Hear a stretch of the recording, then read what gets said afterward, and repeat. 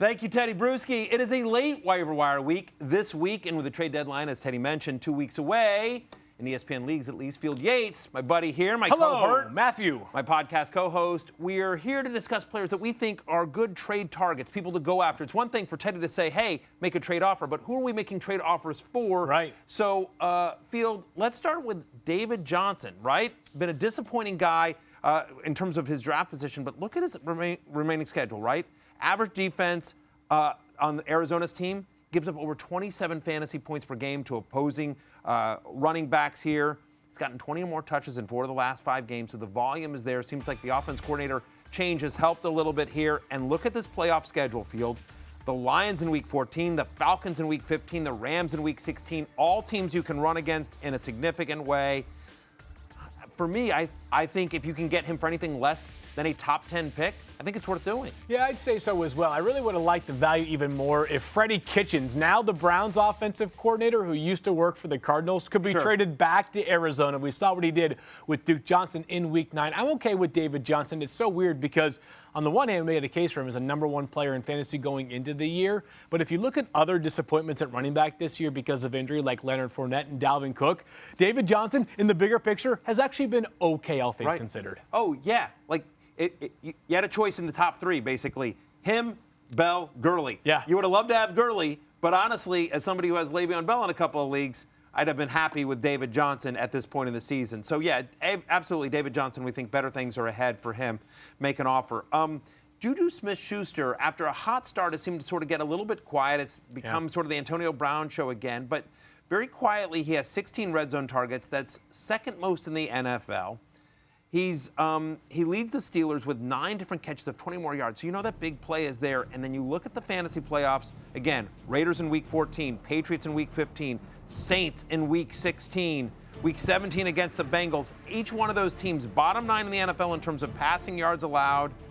So for me, JuJu Smith-Schuster, who I know it's been a little bit quiet, I still think he's a borderline wide receiver 1. And if I could get him for less than that, I would make that deal. Couple of things here. You got to act fast because they play on Thursday night against the Panthers. Correct. So people are probably looking to make a deal surrounding JuJu before that game. Second thing I'd wonder is I wish he hadn't had that productive game against Baltimore, 7 for 78 this past weekend, which certainly would have done nothing to diminish his stock, or I should say improve his stock if he had not had that game. So I think that JuJu is a reasonable target. I wonder how pry-awayable, if I can make up a word, he actually is from the person that currently rosters JuJu in your league.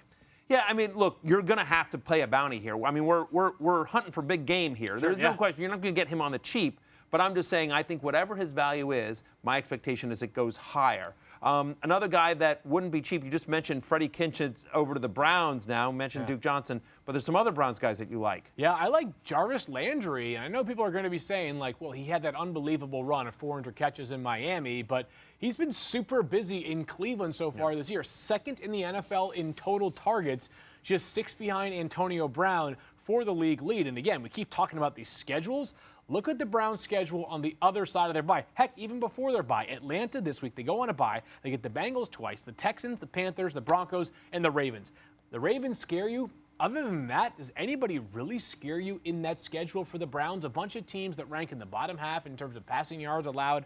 Baker Mayfield perhaps finding his confidence a bit more after an encouraging Week 9 game against the Kansas City Chiefs. Jarvis Landry, probably firmly entrenched as a top 12 wide receiver for me the rest of the way. Yeah, I would agree. And again, you're not going to be able to get these guys cheap, but we do think their value goes up. And I would also say, in addition to Jarvis Landry, how about his teammate David Njoku? So, after the goose egg 2 weeks ago, had a nice game, or decent game, I should say, against the Chiefs here, but 5 of the 7 remaining opponents against the Browns are bottom 10 in the NFL in terms of most fantasy points allowed to opposing tight ends. 5 of the last 6 games, at least 50 receiving yards.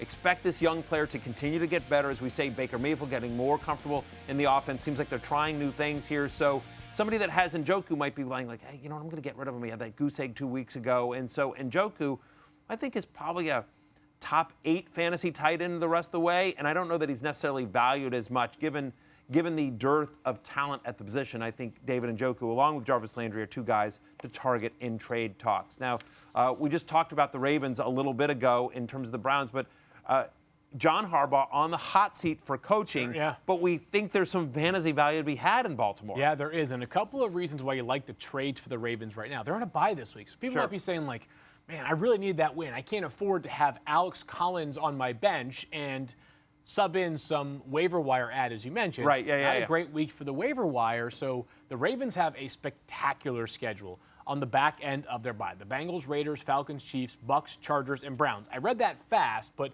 all of those defenses, both against the run and against the pass, generally speaking, do not scare you. And Alex Collins, over the past couple of weeks, has seemingly had the edge over Buck Allen, 23-9 in terms of total touches, and scored a touchdown this past week.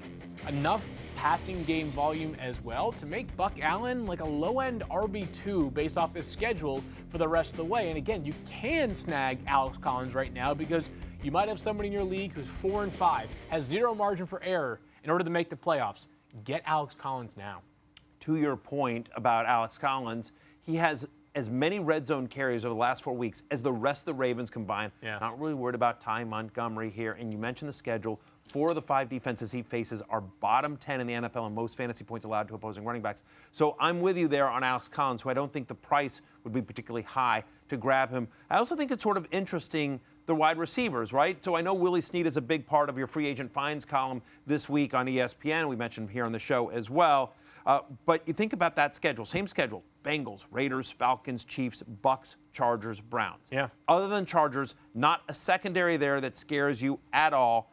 Think about John Brown or Michael Crabtree. Brown averaging over 17 air yards per target. Crabtree leading the team in targets and routes run.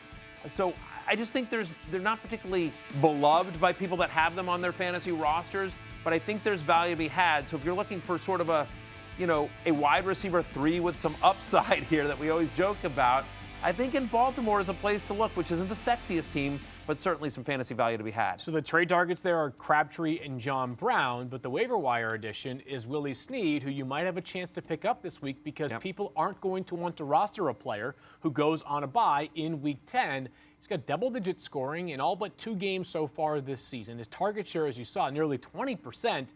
No one has thrown the football more this year than the Baltimore Ravens. And you think to yourself, there's no way Joe Flacco is leading the NFL in attempts. He has so far, right? And with a running game that hasn't been dominant, still good enough to acquire Alex Collins, but a non-dominant running game and a defense that has shown some signs of vulnerability over the past couple of weeks, shootouts might be a thing. Talk about the Chiefs, the Buccaneers, the Chargers, the Falcons, all really good offenses right there. I think that Willie Sneed, Michael Crabtree, John Brown, all worthwhile targets. Heck, while we're mentioning it, like, if your quarterback is in a rut, Joe Flacco might be an available streamer at some point during the second half of the season.